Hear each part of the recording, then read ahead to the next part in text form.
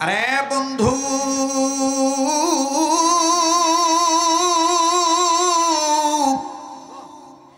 এইবার গৃহ পরিচারিকা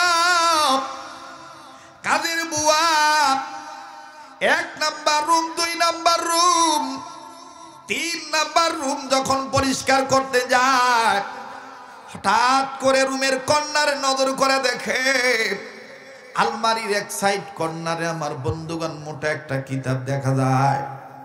গৃহ পরিচারিকা কাজের বুয়া কাজের মেয়েটা চিল্লায়া ম্যাডামকে ডাক দিয়ে বললেন, madam, what is this book? এটা কিসের বই? কোথা থেকে আসলো বুঝলাম না। আমার বন্ধুগণ বিউটি কাছে যে দেখতে পারলেন এটা মুসলমানদের কোরআন। বিউটি কোরআনটা দেখে তেলে বাগুনে জ্বলে উঠল, অগ্নি শর্মা হয়ে গেল,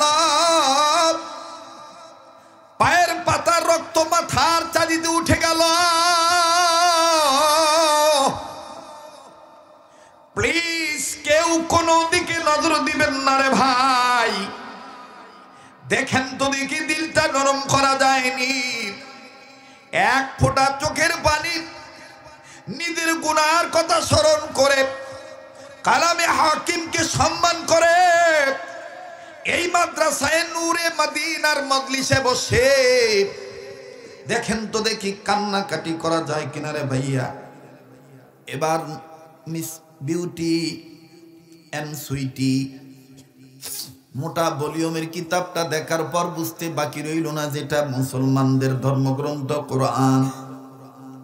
স্বামীকে ফোন না দিয়ে মা বাবার কাছে ফোন দিয়ে বলতেছে, তোমাদের জামাই এই ঘটনা ঘটাইছে, আমারে না জানাইয়া কোরআন শরীফ আমাদের রুমে এনে থুয়েছে, কি করতে পারি?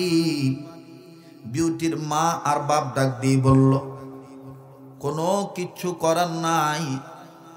স্বামীকে যদি তুমি তোমার মতন করে খ্রিস্টান হিসেবে রাখতে চাও, জলদি জলদি করে কুইক জলদি জলদি করে বাজান বাপ মা বলে দিল কোরআনটা নিয়া নির্ধারিত ময়লাযুক্ত ডাস্টবিনে ফেলায় দিয়ে আসো। আমার বন্ধুরি,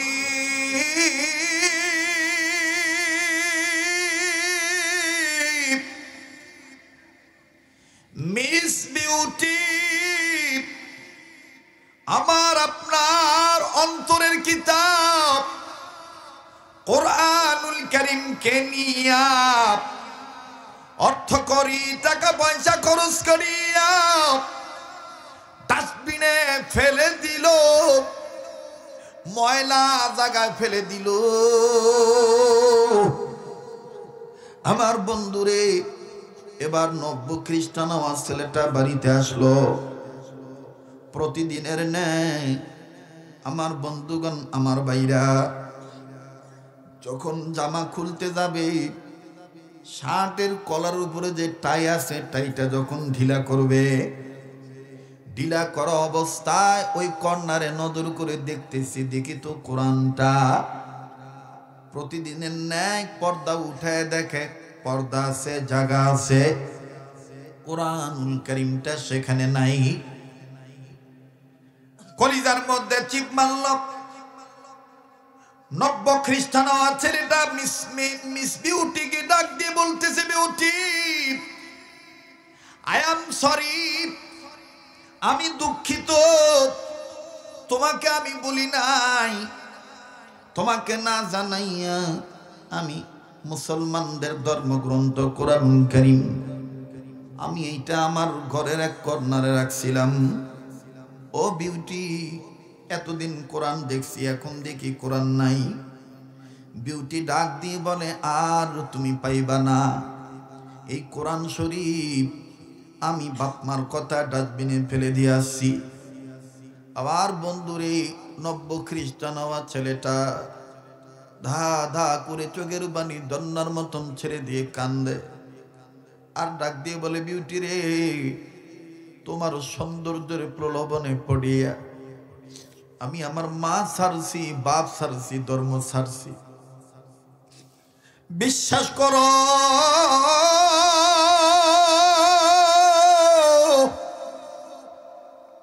এই কোরআন আমি তোমাকে বিয়ে করার পর হইতে অদ্য পর্যন্ত কোনো দিন আমি খুলি নাই, কোনো দিন আমি ধরি নাই। আর এই কোরআনটা তোমার সহ্য হলো না, কই তুমি ফালাইছো? মিস বিউটি ডাক দিয়ে বলতেছে, স্বামী আমার, এই এলাকার মধ্যে সবচাইতে বড় ময়লার স্তূপ ডাস্টবিন যেখানে, এই ডাস্টবিনে আমি কোরআন ফেলে দিয়ে আসছি। ছেলেটা চট করে বুকে হাত দিয়া কেমন জানি বুকে পেন হইতেছে, ব্যথা করতেছে, পুরা শরীর ঘেমে গেছে। ছেলেটা ডাক দিয়ে বলতেছে, আমি একটু যাই, কোরআনটা কোথায় ফালাইছো আমি নিয়ে আসি। বিউটি বলতেছে, এই কোরআন আনলে কিন্তু আর তুমি ঘরে ঢুকতে পারবা না। ছেলেটা ডাক দিয়ে বলতেছে, তুমি আমারে ঢুকতে দিলে দিবা, না দিলে না দিবা, কিন্তু আমার মন মানে না, আমি আর এই কোরআন এভাবে ডাস্টবিনে পড়ে থাকতে দেব না। একটা দৌড় মেরে চলে গেছে রে ভাই, যাইয়া পাগলের মতন খুঁজতেছে,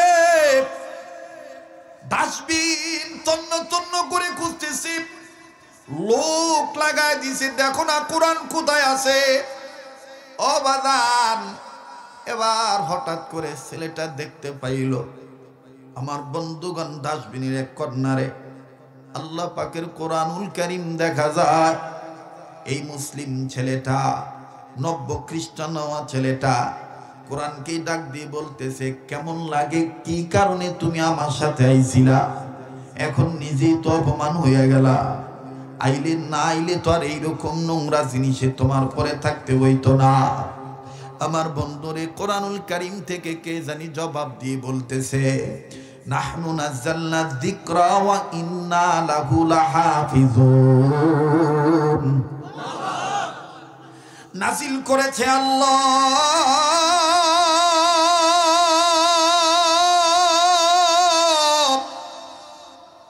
হেফাজত করবেন আল্লাহ। নব্য খ্রিস্টান ছেলেটা এই আওয়াজ শোনার পরে নিজের গায়ে দামি কাপড়, এই দামি কাপড় দিয়ে বানানো যে শার্টটা আছে, এই শার্টটা খুলে ফেলাইল। শার্টটা খুইলা কোরআনকে যখন ধরল, কোরআনের গায়ের ময়লা যখন পরিষ্কার করে দেয়, আর ডেকে ডেকে বলে, তোমার আল্লাহরে কইয়া দিও, তোমার আল্লাহ যেন আমারে মাফ কইরা দেয়। বাজান রে, কোরআন তখন আল্লাহকে ডাক দিয়ে বলতেছে, আল্লাহ তুমি না বলছিলা ফাফিরু ইলাল্লাহ, তুমি না আমার ভিতরে, আমি কোরআনের পাতার মধ্যে এই কথা এখনো রাইখা দিছ, ফাফিরু ইলাল্লাহ, বান্দা তুই যত বড় গুনাহগার হোস না কেন, আয় আমার দিকে ফিরে আয়, আমার দিকে দৌড় মারলি, ওয়াল্লাহু ইয়াদু ইলাল জান্নাহ ওয়াল মাগফিরা, আমার দিকে দৌড় মারলি আমি তোরে মাফ করে জান্নাত দিয়ে দেব। কোরআন ডাক দিয়ে কয়, মাবুদ,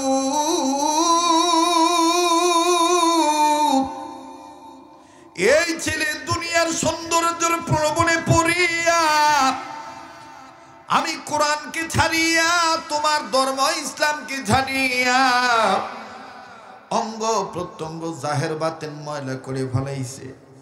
আজকে সেই ছেলেটাই খ্রিস্টান হয়ে যাওয়ার পরও তোমার কালামে পাককে, কোরআনের পাতাকে সে ফেলে দেয় নাই, নিজের গায়ের দামি কাপড় দিয়া আমার গায়ের ময়লা সাফ করতেছে। আল্লাহ, একটা ডাক দেন না, আল্লাহ আল্লাহ। আমি কোরআন বলতেছি, তুমি জান্নাতি পানি দিয়া, তুমি রব্বে কারীম গফুর গাফফার মাগফিরাতের পানি দিয়া এই ছেলেটার জাহের বাতের ময়লা পরিষ্কার করে দাও না আল্লাহ, দাও না আল্লাহ, দাও না আল্লাহ। আমার বন্ধুগণ, আমার ভাইরা, নাপাক থাকিয়াও যদি নবীর প্রেমে, কোরআনের প্রেমে, আল্লাহর প্রেমে জীবন দেওয়া যায়, আল্লাহ পাক নিজেই কুদরতি পানি দিয়া তাকে গোসল করে জান্নাত দিয়ে দেয়। বাস্তব প্রমাণ আমার বন্ধুগণ হাদিসের মধ্যে পাওয়া যায়। বীর হানজালা রাদিয়াল্লাহু তাআলা আনহা ফরজ গোসল করার জন্য পানির কাছে গিয়েছে। একটা লোকও বাজান এদিক সেদিক তাকাইবেন না। বীর হানজালা রাদিয়াল্লাহু তাআলা আনহু তিনি ফরজ গোসল করার জন্য পানির কাছে গিয়েছেন। শরীর নাপাক, পানি মুখে নিয়েছে কুলি করার জন্য। ঠিক ইন্নি মিনিটেই আমার বন্ধুগণ, আমার ভাইরা, কে জানি ডাক দিয়ে বলে শয়তানে মরদুদ, ভাষা প্রয়োগ করে ভদ্র কণ্ঠে বলে কুতিলা মুহাম্মাদুন, মুহাম্মদ নবী দুনিয়া নাই। হানজালা রাদিয়াল্লাহু তাআলা আনহু গোসল না করিয়া যখন শুনলেন আমার নবী মুহাম্মদ দুনিয়ায় নাই, সাহাবী হানজালা একটা দৌড় মেরে বিবির কাছে যায়, ডাক দিয়ে কয় বিবি রে আমারে তরবারি দে দে, বিবি বেঁচে থাকলে দেখা হবে দুনিয়ায়, আর না হয় দেখা হবে কিয়ামতের ময়দানে। বিবি ডাক দিয়ে বলতেছে স্বামী গো, আপনি তো নাপাক, আপনি তো নাপাক, আপনি তরবারি দিয়ে কি করবেন? ও স্বামী, আপনার উপর তো গোসল ফরজ হয়ে গেছে। হানজালা কান্দার ডাক দিয়ে বলতেছেন বিবি রে কার জন্য গোসল করব? আমার এতিম নবী মুহাম্মদ রে নাকি ঘাবড়া মাইরা বলেছে। আরে বিবি, যেই দুনিয়ায় নবী নাই আমি কার জন্য গোসল করব রে বিবি? দে আমারে তরবারি দে, বেঁচে থাকলে দেখা হবে দুনিয়ায়, আর না হয় দেখা হবে কিয়ামতের ময়দানে। তরবারিটা নিয়ে সাহাবী হানজালা একটা দৌড় মেরে যুদ্ধের ময়দানে ঝাঁপিয়ে পড়লে। আল্লাহর দয়ায় অনেক কাফের বেঈমানদেরকে, কয়েকটা কাফের বেঈমানদেরকে দুনিয়া থেকে বিদায় দিয়ে জাহান্নামে পাঠিয়ে দিলে। কিছুক্ষণ পরে হানজালার উপরে আক্রমণ আসলো। কাফেরদের আক্রমণে আক্রান্ত হইয়া সাহাবী হানজালা রাদিয়াল্লাহু তাআলা আনহু শহীদ হয়ে গেলেন। যুদ্ধ শেষ হয়ে গেল। এবার বাজান আমার নবীজি ঘোষণা করলেন, যারা ধর্মকে প্রতিষ্ঠিত করার জন্য কোরআনুল কারীমের পাতাকে ইজ্জত করতে যাইয়া, আমি নবী মুহাম্মদকে মহব্বত করতে যাইয়া, এক আল্লাহর উপরে আস্থা রাখতে যাইয়া যারা জীবন দিয়া শহীদ হইল, আমি রব্বে কাবার বন্ধু হাবিবুল্লাহ বলতেছি, মহান রব্বুল আলামিনের পরম বন্ধু হাবিবে কিবরিয়া বলতেছি, জলদি জলদি করে এই শহীদ সাহাবীদেরকে বিনা গোসলে কবর দিয়ে দাও। সমস্ত সাহাবীদের লাশ খুঁজে খুঁজে বের করা হলো। ও বাদান কবর দিয়ে দিবে। ঠিক ইন দি মিন টাইম বহু দূর থেকে একজন মা আউলা কাশি পাগলে নিবে সে চিৎকার দিয়ে ডেকে ডেকে বলতেছেন নবী গো, সব সাহাবীদেরকে বিনা গোসলে কবর দে। আমার স্বামী হানজালারে বিনা গোসলে কবর দিয়ে দিলা। আমার স্বামী নাপাক, স্বামীর উপর গোসল ফরজ হয়ে গেছে। নবী আমার ডাক দিয়ে বলল কেন? ডেকে ডেকে বলতেছেন নবী গো, আমার স্বামী আমাকে ব্যবহার করেছে, ফরজ গোসল করার জন্য পানির কাছে গিয়েছে, কে জানি বলছে আপনি নবী নাকি দুনিয়ায় নাই। ইয়া রাসূলুল্লাহ, ইয়া হাবিবাল্লাহ, আপনার মহাব্বতে পড়ি আমার স্বামী আর গোসল করেন নাই, নাপাক শরীর নিয়ে যুদ্ধ করিয়া শহীদ হয়ে গেছে। তাই বলি আমার স্বামীর বিনা গোসলে কবর দিন না গো নবীজি। নবী আমার ডাক দিয়ে বললেন, সাহাবীরা রে, কই হানজালার লাশ? হানজালার লাশ খুঁজে খুঁজে বের করো, আমি নবী নিজে তাকে গোসল করে দেব। এবার সাহাবীরা হানজালার লাশ খুঁজে বের করলেন। একজন সাহাবী দৌড়াইসা কান্দার ডাক দিয়ে কয়, নবী গো, হানজালার শরীর বিজাগ, হানজালার চুল বিজা, দাড়ি বিজাগ, মনে হইতেছে কে জানি হানজালার নগদ গোসল করে পাঠাইছে। জমিনে টপ টপ করে তার শরীর থেকে পানির ফোঁটাগুলি পড়তেছে। নবীজি কাছে যায় দেখে সত্যই হানজালার শরীর বিজা। নবীজি আসমানের দিকে তাকাইলেন, কে কে গোসল করে দিল? আমার আল্লাহ ডাক দিয়ে বললেন, নবীজি গো, যেই হানজালা আমি আপনি নবীর মহব্বতে বুড়িয়া আমি আল্লাহর ধর্মকে প্রতিষ্ঠিত করতে যাইয়া গোসলের কথা বইলে যে জীবন দিয়া শহীদ হইতে পারলো, আমি এই আল্লাহ এই হানজালারে আসমানের উপরে উঠাইয়া জান্নাতের পানি দিয়া ফেরেশতাদের মাধ্যমে গোসল করে আপনার কাছে পাঠায় দিলাম। বাজান রে, এবার এই লোকটা মিস বিউটির স্বামী কোরআন শরীফ সুন্দর করে মুছে পরিষ্কার করে উন্নত মানের পারফিউম ব্যবহার করে কোরআন শরীফটা দামি কাপড় দিয়ে পেঁচাইয়া বুকে ধরিয়া বিউটির কাছে যায় যখন দাঁড়াইলো, বিউটি বলতেছে খবরদার তুমি আর এক পা আগাইবা না। বাপমা বলেছে হয় এই বাড়িতে কোরআন থাকবে নাইলে তুমি থাকবা। আমার ভাইরা, মুসলিম থেকে খ্রিস্টান হওয়া ছেলেটা চোখের পানি ছেড়ে দিয়ে বলে তুমি তোমার বাপমার কথা শুনে যেহেতু আমাকে ভালোবাসো তাইলে তুমি শুনে নাও, যেই বাইবেল ধরে তোমার বাপকে সাক্ষী রেখে কোরআন ছেড়ে দিয়েছিলাম, এই কোরআন বুকে নিয়ে তোমাকে সাক্ষী রেখে বলে দিচ্ছি আমি আর খ্রিস্টান থাকবো না, আমি মুসলমান হইয়া গেলাম। বাজান কোরআনের পাতা নাড়ার দেখেন বরকত কেমন। লম্বা কথা সংক্ষেপ করে দিলাম, ছেলেটা চলে গেল।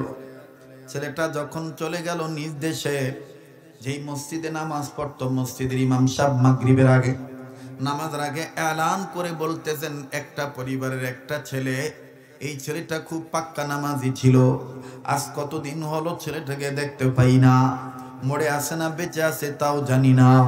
ছেলেটা দাঁড়ায় ডাক দিয়ে বললেন হুজুর আমি সেই ছেলে। কি বাবা তোমার মুখে না দাড়ি ছিল, দাড়ি গেল কই? বলে হুজুর এই ঘটনা। হুজুর আল্লাহ আমার মাফ করবনি। বলে তুমি ফের তওবা করে কালেমা পড়ছনি? বলে হ্যাঁ আমি তওবা করে কালেমা পড়েছি, আর জীবনে কোনোদিন দুনিয়ার সৌন্দর্যের প্রলোভনে পড়ব না। আসলে সবচেয়ে দামি পাতা হলো কোরআনের পাতা। ইন্নাহু লাকুরআনুন কারীম। ছেলেটা বলে হুজুর গো নবীর কথাই সত্য, খৈরুকুম মান তাআল্লামাল কুরআন ওয়া আল্লামা। এবার বাজান ইমাম সাহেব হুজুর মুসল্লিদেরকে নিয়ে মাগরিবের নামাজ পড়ার পর সাধারণ সংক্ষিপ্ত বয়ান করে আমার বন্ধুগণ আমার ভাইরা সুন্দর করে ছেলেটাকে উদ্বুদ্ধ করলেন। কয়েক মাস পরে ছেলেটা মারা গেল।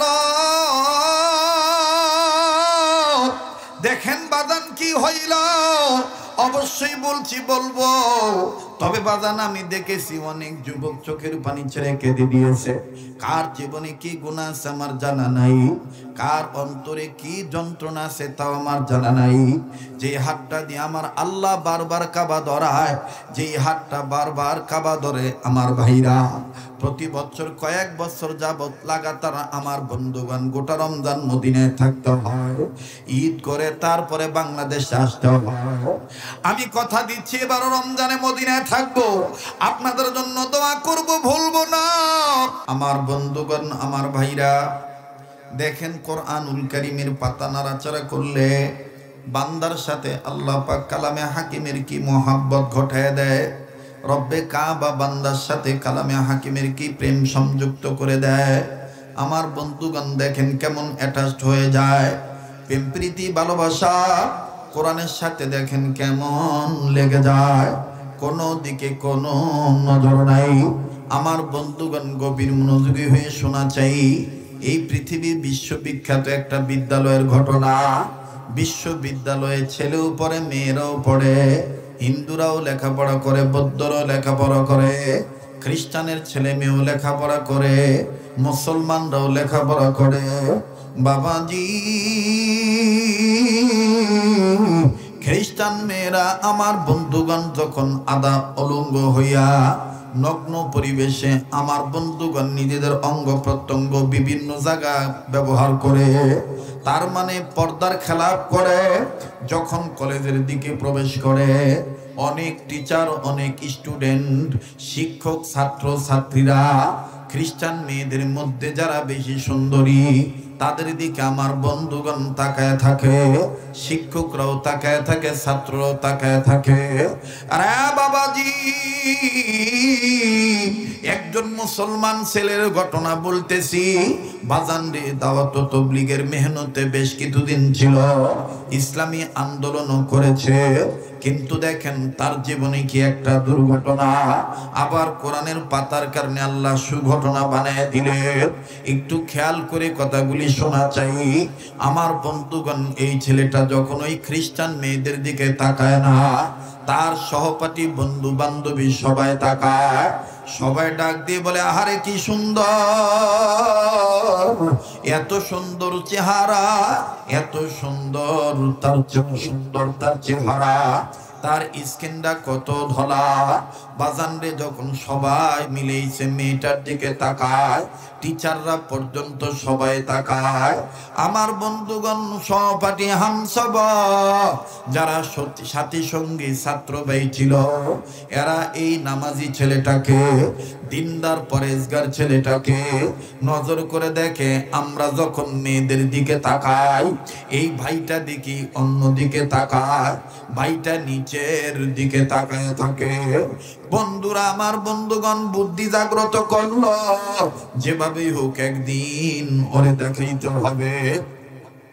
ওকে আমরা বন্ধু মনে করি, ও দেখি দেখতেই চায় না, ওকে আমাদের দেখাইতেই হবে। খুব খেয়াল করে শুনবেন আমার বাপ ভাইরা। এবার যখন এই মেয়েটার দিকে তাকাইতে বাধ্য করা হলো, মুসলিম ছেলেটা, মুসলমান ছেলেটা, কোরআনের পাতা নাড়াচাড়া করনেওয়ালা ভাইটা যখন এই খ্রিস্টান মেয়েটার দিকে তাকাইল, আসলে মেয়েটা অনেক সুন্দরী, যার কারণে মেয়েটার বাপ আর মা, আমার বন্ধুগণ, বাপ ডাকতো এক নাম ধইরা, মা ডাকতো এক নাম ধইরা, আমার বন্ধুগণ, আমার ভাইরা, মা তারে ডাকতো বিউটি, আর বাপ আদর করে তার নাম রাখছে সুইটি। মা ডাকে কি কয়া, আর বাপে ডাকে সুইটি। এটা অন্যদের কথা বাদ দেন, আঙ্গুর ফুলাবানি যদি মনে করেন একটু ভালো হয়, দেখতে নাদুস নুদুস হয়, তা আমরাই তো অনেক সময় দেখবেন যে এরকম করে উষা, এরকম করে একটু নাপ পারাই, কখনো বুকে ধরি, কখনো মনে করেন ঠোঁটে নেই, কপালে চুমা দিই, আর কত সুন্দর কোন উলি বাবা, আমার চন্দ্র রে, আমার সূর্য রে, আমার ময়না রে, কইজা রে, কথা কয় না। একটু বোঝা লাগবো ভাই। এই যে একটা কথা কইলাম, দেখবেন যে মিডিয়ার পোলাবান অন্য ওয়াজ দিব আর না দিব, এইটাই দিব না, আমি খারাপ কব না। দেখবেন যে ওরা ওদের ভিউয়ার্স বানানোর জন্য এইটাই সারবো। শরীয়তপুরি কমেডিয়ান ভাবে কি করে বাচ্চাদের আদর করতে হয় তাহা দেখাইলেন।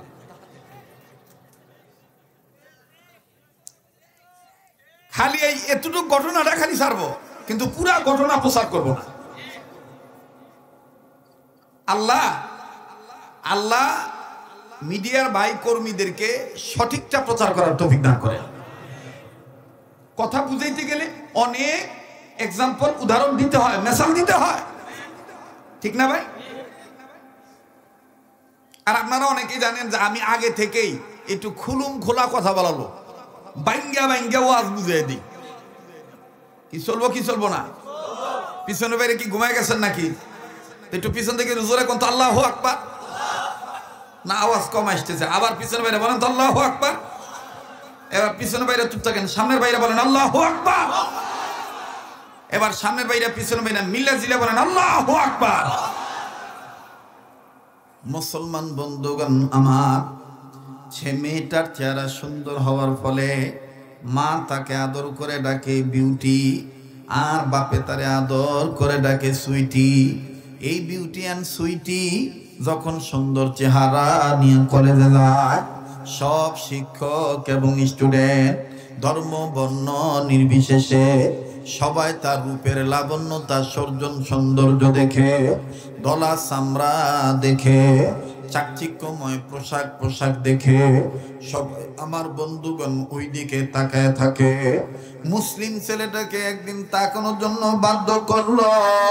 এই নামাজি ছেলেটা বিউটির দিকে তাকাইলো, নামাজি ছেলেটা সুইটির দিকে তাকাইলো। আমার বন্ধুগণ তাকানোর পর বন্ধুরা দেখতেছে, এখন আর চোখ ফিরায় না, ভিন্ন দিকে কোনো খেয়াল করে না। বন্ধুরা ডাক দিয়ে কয়, কিরে ভাইয়া, এতদিন দেখোস না, এখন দিয়ে দেখতে যাইয়া আর আমাগো চিনোস না, ওদিক থেকে চোখ ওই সরাস না, কি ব্যাপার, খুব সুন্দর লাগছে বুঝে।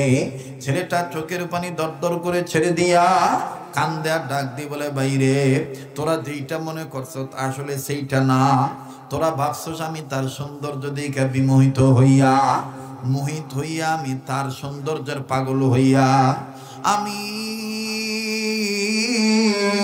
অস্থির হইয়া গেছি তার সৌন্দর্য দেখে কাঁদতি। না না না, তোরা এতদিন বলছ পৃথিবীতে এরকম সুন্দর নারী মনে হয় নাই। আমি তোদের কথা শুনি আর এই মেয়েটার সৌন্দর্য চেহারা দেখে, চেহারার সৌন্দর্য দেখে কাঁদতেছি। আর আমার আল্লাহর শুকরিয়া আমি আদায় করতেছি, আল্লাহ এই মেয়েটা খ্রিস্টান মেয়ে, এই খ্রিস্টান মেয়ে তো কি সুন্দর, এর চাইতো নাকি বেশি সুন্দর করে তুমি বানাইছ পয়গম্বর ইউসুফ নবীকে। এত কি সুন্দর, এর চাইতে আরো বেশি সুন্দর করে নাকি আল্লাহ তুমি বানাইছো পয়গম্বর ইউসুফকে। এবার বন্ধুরা ডাক দিয়ে কয়, এখন তুই কোরআনের পাতা লই আইছস। শুনতেছেন তো আপনারা? দেখবেন যে আমাদের সমাজে অনেক ছেলে ভালো থাকতে চায়, কিন্তু সঙ্গী সাথীদের কারণে ভালো থাকতে পারে না। এই কেনা কথা কয়ে দোকানদার তো সিলাইতেছে, আজীব কারবার।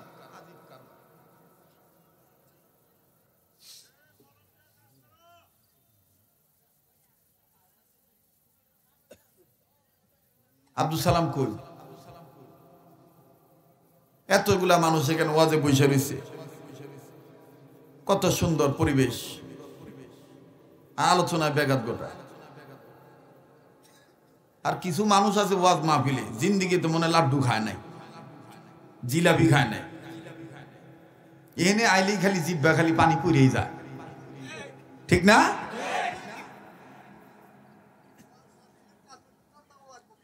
এইটাই তো। আর ওয়াজের কাছে দোকান দিতে হবে কেন?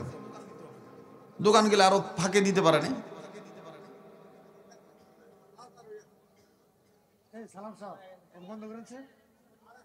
লোকজন নাই, আপনার স্বেচ্ছাসেবক নাই।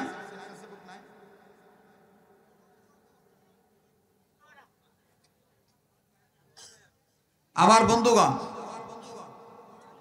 একটু আমার সাথে বলেন তো আল্লাহু আকবার। আবার কোন আল্লাহু আকবার, আর একবার কোন আল্লাহু আকবার। তো যেটা বলতেছিলাম, অনেক ভাই ভালো থাকতে চাইলেও সাথীদের কারণে ভালো থাকতে পারে না। দেখবেন যে বিড়িও দেখতে পারে না, বিড়ির গন্ধ শুনতে পারে না, আমার সেই সেনের ছোট ভাই, যুবক ভাই। অথচ কিছু ফটকা পোলা বানাচ্ছে, সিগারেট খায় আর ধোঁয়া ওর দিকে দেয়, সিগারেট ও খায় আর ধোঁয়া ওর দিকে দেয়। ও তখন কয়, এটা আমি সহ্য করতে পারি না, এভাবে কয়। তো তখন আমার চিন্তা করে দেয়, কয় ঠিক আছে আমি এর চাইতে দামিটাও খাইতে পারি। পরের দিন আবার কিনছে দামিটা, তো পরের দিন আবার বন্ধু আইছে, আর পরে এখন দুয়া আর এক দিকে দিছে বা ওর দিকে দিছে, ওই দিন আর স্যাংটা গন্ধ নাই। ও কইতেছে, কিরে গতকালকে একটা ভোসকা গন্ধ কইছে, আজকে দি কোন গন্ধ নেই। তুই কি মনে করছস কালকে ঠেইডা এটা সাদাটা, এটা সাদাটা, তার মানে সাদা বেনসনে বেশি গন্ধ নাই। যারা এটা খায় ওরা বুঝতে পারবো। এই তখন ডাক দিয়ে গন্ধ যেহেতু নাই, দোস্ত একটা টান দিত, না আমার মাথা ঘুরে, বেটা মাথা ঘুরে না। পরে না না না, এটা মুখে নিলে বাইক গেলে আব্বা আম্মা দরা খায়, আমি ভাত খেবার গেলে মা বাপ আমার সামনে আসলে মুখের গন্ধে দরা খেয়ে দেবো। দামি লজেন আছে, সুইংগাম আছে, কথা কয় না। এই তন অল্প করিয়া একটা টান দেয়। প্রথম দিন দেয় হলো সুখ টান, দ্বিতীয় দিন দেয় হলো হালকা টান, এরপরে 3-4 দিন, 1 সপ্তাহ, 2 সপ্তাহ, 4 সপ্তাহ পরে এই যে টান দেওয়া শুরু করে, এখন ওর টান হয়ে গেছে দুঃখের টান। মানে হালকা টেনশন হইলেও বিড়ি ধরায়। এই জন্য সৎসঙ্গে স্বর্গবাস, অসৎসঙ্গে সর্বনাশ।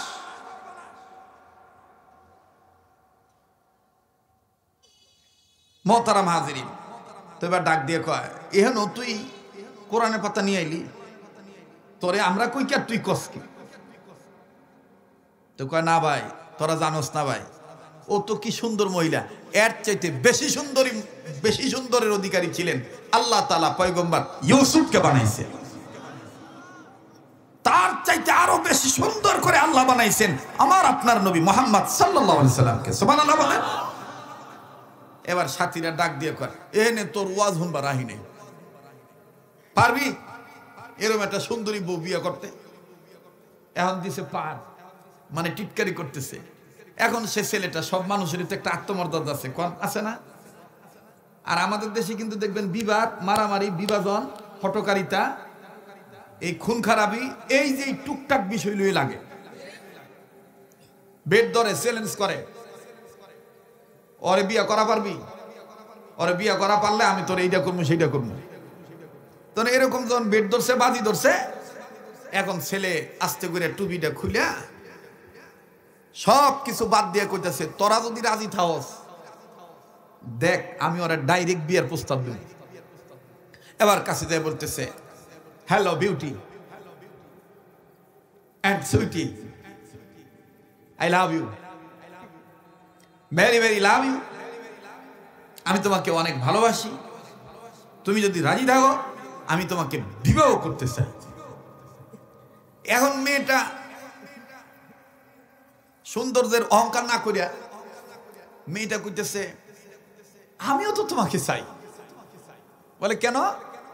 আমাদের এই কলেজে, এই ভার্সিটিতে সবচেয়ে তোমার মেধা তালিকায় তোমার রেজাল্ট ভালো, মানে তোমার মেধাটা অনেক ভালো, তুমি প্রত্যেকটা ক্লাসে অনেক আগ থেকেই ফার্স্ট ক্লাস, ফার্স্ট বয়, তবে আমিও তোমাকে চাই। কিন্তু সমস্যা একটা। বলে কি সমস্যা? তুমি খ্রিস্টান, আমি খ্রিস্টান, তুমি মুসলমান, আমার বাপ তো এটা মানবো না। এখন ছেলে ডাক দিয়ে কইতেছে, যদি তোমার বাপ না মানে আমি মানাইতে বাধ্য করবো, আমি রাজি আছি, তুমি অনুমতি দাও, আমি তোমার বাপের কাছে আগেই না, আজকে রাত্রে যাই আমি আমার বাপের বুঝাই, আমার বাপ যদি অনুমতি দেয় তাহলে তুমি যাইবা। আমি কিন্তু আপনাদেরকে বুঝাইতে চাইতেছি, লতা পাতা আর হাদা পাতা নাকি কোরআনের পাতা, এই বিষয়টা বোঝানো, মনে থাকবো তো কথাটা, পয়েন্ট হারাইবেন না। ও মুসলমান, বিধর্মীরা যতই সৌন্দর্য হোক, ওই দেখবেন গাইটা দেখবেন হয় লতা পাতা, নাইলে হাদা পাতা, আর নাইলে তেজপাতা। আর মুসলমান যতই গরিব হোক, গাইটা গুইটা দেখবেন যে কোরআনের পাতা। এবার গেছে ম্যাডাম, গেছে বাড়িতে, ম্যাডাম বাড়িতে যাইয়া সারা রাত ঘুমায় না। তো মা ডাক দিয়ে কইতেছে, কি হয়েছে আমার কাছে কয় যে মা এরকম এরকম এরকম এরকম ঘটনা, একটা ছেলে পাগল হয়েছে আমার জন্য, তো আমিও সেই ছেলেটাকে পছন্দ করি। এখন মা তো এই কথা শোনার পরে বলতেছে, এখন সমস্যা কোথায়? আব্বা তো মানতে পারবো না, আব্বা তো রাজি না, আব্বা তো মনে রাজি হইব না, কারণ ছেলেটা মুসলমান, আমি হইলাম খ্রিস্টান। মা ডাক দিয়ে করতেছে, তুই যদি রাজি থাকস তাহলে তোর বাপের ম্যানেজ করার দায়িত্ব আমার।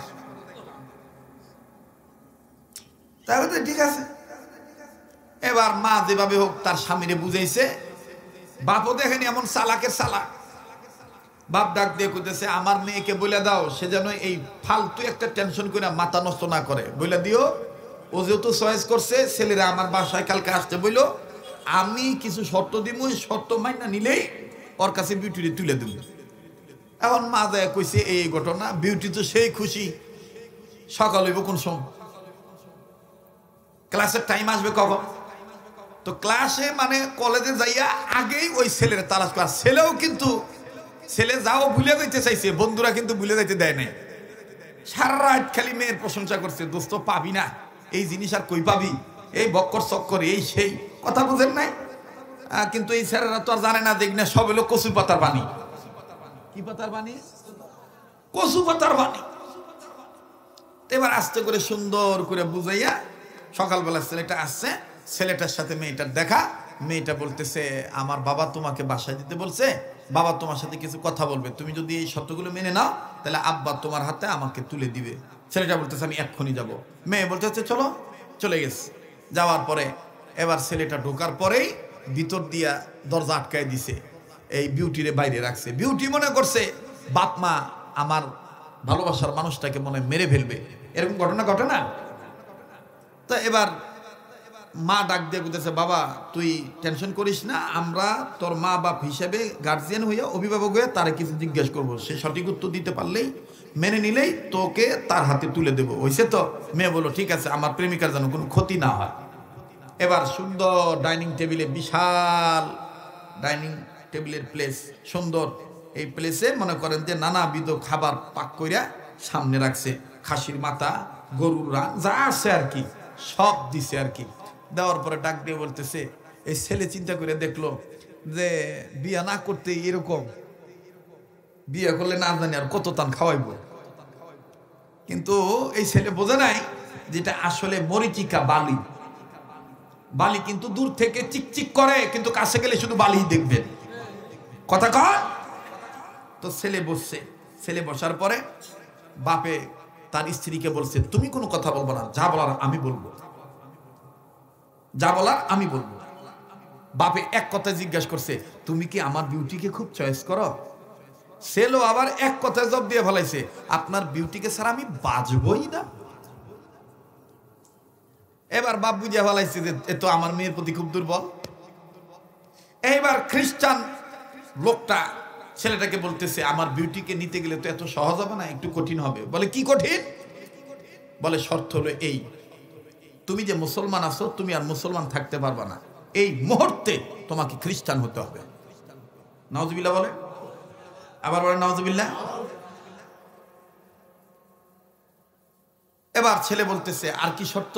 বলে তুমি যে খ্রিস্টান হইছো এটার প্রমাণ স্বরূপ তুমি বাইবেল ধরবা, বাইবেল ধরে শপথ করবা যে আমি কোরআন প্রত্যাখ্যান করলাম, ইসলাম ধর্ম ছেড়ে দিলাম, কালেমা ছেড়ে দিলাম, ইমান ছেড়ে দিলাম, আমি বেঈমান হয়ে গেলাম, খ্রিস্ট ধর্ম আমি মেনে নিলাম, এই যে বাইবেল আমি ধরে শপথ করে বলে দিলাম। বলে আর কি শর্ত? বলে আরেকটা শর্ত হইল তুমি যে খ্রিস্টান হয়েছ এটার প্রমাণ স্বরূপ তোমার টেবিলে তোমার সামনে যে খানা দেখতেছো গোশত, কিছু গোশত আছে শুকুরের গোশত, তোমার জন্য গুনাহ করা হয়েছে, এই শুকুরের গোশত তুমি খাইয়া প্রমাণ করবা তুমি খ্রিস্টান। ছেলে বললো আর কি শর্ত?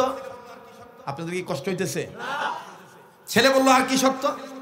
বলে আরেকটা শর্ত হইলো তুমি যে খ্রিস্টান হয়ে গেছো এই ওয়ার্ল্ডের ভিতরে সবচেয়ে দামি কোম্পানির মদ আমি তোমার জন্য ক্রয় করে আনছি, এই মদ তুমি পান করবা এবং এই মদ দিয়ে তুমি গোসল করবা, এবং এই মদ দিয়ে গোসল করার কারণে তোমার যে পশম ভিজে যাবে, চুল ভিজে যাবে, এই চুল এবং পশম, এই শরীর, তোমার শরীর মোছার জন্য আমি একটা ভিন্ন ধরনের একটা তলে আনছি। এই তলেটার ব্যাখ্যা আমি দিলাম না, তলে বুঝেন তো, মানে এই যে আপনার গামছা ধরেন আর কি, এটা আনছি। এটা কোন গামছা এটা আমি বললাম না, এখানে অনেক মুরব্বীরা আছেন, ডাক দিয়ে কয় যে এই গামছা আনছি, এই গামছা দিয়ে তোমার মুছতে হবে, তাইলে বুঝতে পারবো যে তুমি অরিজিনাল খ্রিস্টান হয়ে গেছো। বলে আর কি শর্ত? বলে আর একটা শর্ত হলো তোমার মুখে যে লম্বা দাড়ি, এই দাড়ি তোমার কেটে ফেলে দিতে হবে, দাড়ি রাখা যাবে না। বলে আর কি শর্ত? বলে আর একটা শর্ত হলো যে তোমার হাতে যে মোবাইলটা আছে এই মোবাইলের সিম তোমার নিজ হাতে তুমি ভেঙে ফেলবা, এবং মোবাইলটা তুমি ভেঙে ফেলবা, আমি তোমাকে নতুন করে মোবাইল দেব, সিমও দেব, যাতে বিবাহ হওয়ার পরে তোমার গোষ্ঠীর কোনো লোক আমার কোনো গোষ্ঠীর লোক তোমাকে কান পরা দিয়ে খ্রিস্টীয় ধর্ম থেকে তোমাকে আলাদা না করতে পারে। ছেলে বললো ঠিক আছে, আর কি শর্ত? বলে আর একটা শর্ত হলো বিবাহ করার 7, 8, 10 দিন, 12 দিন, 15 দিন পরেই, এর মধ্যেই 1 মাসের মধ্যে, 2 মাসের মধ্যে, 3 মাসের মধ্যে, যতদিন লাগে যত দ্রুত সম্ভব তোমাকে আমি ভিসা করে দেব, পাসপোর্টও রেডি করে দেব, তোমাকে আমার বিউটিকে নিয়ে এই দেশ থেকে দেশান্তর হতে হবে, যেখানে খ্রিস্টীয় মিশনারি আছে, ঘরে ঘরের মানুষ খ্রিস্টান, সেই রাষ্ট্রে তোমার বসবাস করতে হবে, এবং আমি তোমার যোগ্যতার বলে তোমাকে চাকরির ব্যবস্থা করে দেব।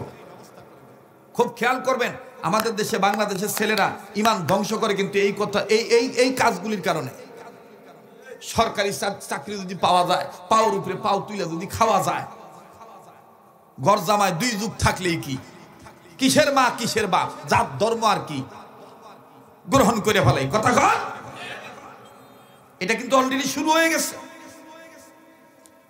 এবার ছেলে সব মেনে নিছে, বিয়ে শাদী হয়ে গেছে কমপ্লিট। 1 সপ্তাহ, 2 সপ্তাহ, 3 সপ্তাহ, 4 সপ্তাহ, 1.5 মাস, পাসপোর্ট ভিসা রেডি, বিমানের টিকিটও রেডি। মেয়েটার বাবা মেয়েটার হাতে দিয়ে বলে, জামাইকে রেডি হইতে বল, এতটার সময় বিমান ছাড়বে, অমুক দিন আর কি, কোনো গুছ গাছ থাকলে গুছাইতে বল। তো নববধূ যে বলছে, প্রিয় স্বামী আমার, সব শর্ত তো মেনেছেন, এই যে আব্বার শেষ শর্ত, এই দেশ থেকে দেশান্তর হতে হবে, এই যে বিমানের টিকিট, এখন তোমার কি কোনো গোছানো লাগবে কিনা, তোমার প্রয়োজনীয় কোনো কাপড় চোপড় আছে কিনা, থাকলে তুমি নিতে পারো। আমার জানা মতে তুমি বেচালার ছিলা, একটা মেটে ছিলা, তোমার গ্রামের বাড়ি অনেক দূরে, ওই রুমে তুমি অনেক দিন যাও না, ওই রুমে তোমার কোনো প্রয়োজনীয় কোনো জিনিস আছে কিনা, সরঞ্জামাদি আছে কিনা, নিয়ে আসতে পারো। ছেলেটা বলল, ঠিক আছে, অবশ্যই আমার একটু যেতে হবে রুমে, আমার রুমের ভিতরে আমার কিছু প্রয়োজনীয় কাগজপত্র আছে এবং জামা কাপড়ও আছে, নিয়ে আসো, দেরি করবা না, যাইবা আর আইবা। ছেলে চলে গেছে। ছেলে যাইয়া রুম খুলছে, অনেকদিন পর রুম খুলছে, খুলে দেখে এলোমেলো অনেক কিছুই, তার অনেক মনে ছিল না, কাপড় চোপড় যা আছে নিচে গুছাইছে। নেওয়ার পরে দক্ষিণ পশ্চিম কর্নারে এই ছেলে প্রতিদিন ফজর নামাজ পড়ে যে কোরআন তেলাওয়াত করত, যে কোরআনের পাতাটা নাড়াচাড়া করত, এই 30 পারা কোরআন শরীফের একটা কপি দক্ষিণ পশ্চিম কর্নারে কাপড় দিয়ে ঢাকা। এই ছেলেটা মনের অজান্তে ওই কাপড়টা সরাইছে মতনই ওই কোরআনটা দেখে ফেলছে।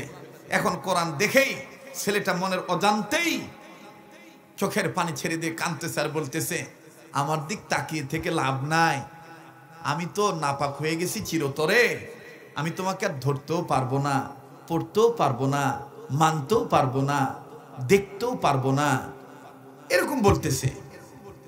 আমি নাপাক হয়ে গেছি, আমি বেঈমান, আমি খ্রিস্টান হয়ে গেছি, এই ছেলে এভাবে বলতেছে। আর কোরআন যেখানে আছে সেখান থেকে আল্লাহর কুদরতি জবানের একটা পাওয়ারি আওয়াজ আসতেছে, লা তাকনাতু মির রাহমাতিল্লাহ, লা তাকনাতু মির রাহমাতিল্লাহ, আল্লাহর রহমত থেকে নিরাশ হও না। এখন এই ছেলে বলতেছে যে, কে দিল এই আওয়াজটা, কে দিল, কোথা থেকে আসলো। আবার আওয়াজ আসতেছে, গফুরুর রহিম, গফুরুর রহিম, গফুরুর রহিম, গফুরুর রহিম, এভাবে আওয়াজ আসতেছে। এই ছেলে বলতেছে, আচ্ছা বুঝছি, অনেকদিন পড়েছি তো, আমাকে একা যেতে দিতে চাচ্ছ না, তুমি আমার সাথে যেতে চাচ্ছ তাই না, কিন্তু আমি তো তোমাকে পড়তে পারবো না। আচ্ছা ঠিক আছে, আমি বিউটিকে ম্যানেজ করে নেব, বিউটিকে বুঝতেই দিব না যে আমার সাথে কোরআন নিচ্ছি। আমার ভাইরা, আমার বন্ধুগণ, কোরআন, এই ছেলেটা ইচ্ছার বিরুদ্ধ হইল, কোরআনের মায়ায় পড়ে কোরআনকে রেখে যেতে পারলেন না। কোরআনকে মোটা কাপড় হাতে দিয়া সুন্দর করে কোরআনটা নিলেন, নিয়ে ব্যাগের ভিতর নিছে, লুকায় নিছে যাতে বিউটি না বুঝে। চলে গেছে বিদেশে। কষ্ট হচ্ছে আপনাদের? বিদেশে চলে গেছে। বিদেশে যাওয়ার পরে তার চাকরি তো আগে থেকে রেডি, খ্রিস্টীয় মিশনারিতে সে চাকরি করবে, তার দক্ষতা ভালো, অভিজ্ঞতা ভালো, যোগ্যতা ভালো, সে চাকরি করতেছে। কিন্তু কোরআন শরীফ কোথায় রাখবে? ছেলেটা মনে মনে সিদ্ধান্ত নিল যে আমার তো ড্রেসআপের জায়গা এবং মেকআপের জায়গা একটা আলাদা আছে, আলমারির কর্নারে আমি কোরআনটাকে রেখে দেব, বিউটি বুঝবেই না। প্রতিদিন ডিউটিতে যাওয়ার সময় এক নজর কোরআনটাকে দেখব, দেখতে তো আর অপরাধ নাই। আর অফিস থেকে আসার পরও শার্ট বোতাম খোলার সময়ও, ড্রেস চেঞ্জ করার সময় আমি এক নজর দেখব, দেখতে তো আর মানে সমস্যা নাই, মুশকিল নাই, কোনো সমস্যা হবে না। এই নিয়তে ছেলে প্রতিদিন সকালে যাওয়ার সময় এক নজর খালি কোরআনটা দেখে যায়, আসার পরে আবার কোরআন দেখে যায়, কোরআন দেখে যায়, আইসাও কোরআন দেখে। আমার বন্ধুগণ, আমার ভাইরা, দেখতে দেখতে যাইতে যাইতে সময় চলে গেল 6 মাস। 7 মাসের সময় এই নব্য খ্রিস্টান হওয়া ছেলেটা, আমার বন্ধুগণ, আসতে একদিন ওভারটাইম অনেক সময় অফিসে থাকতে হবে। ওই দিন আবার বিউটি মনোনিবেশ করেছেন, তার ঘরের ময়লা বালি ধুলাবালি যা আছে প্রত্যেকটা রুম পরিষ্কার পরিচ্ছন্ন করতে হবে।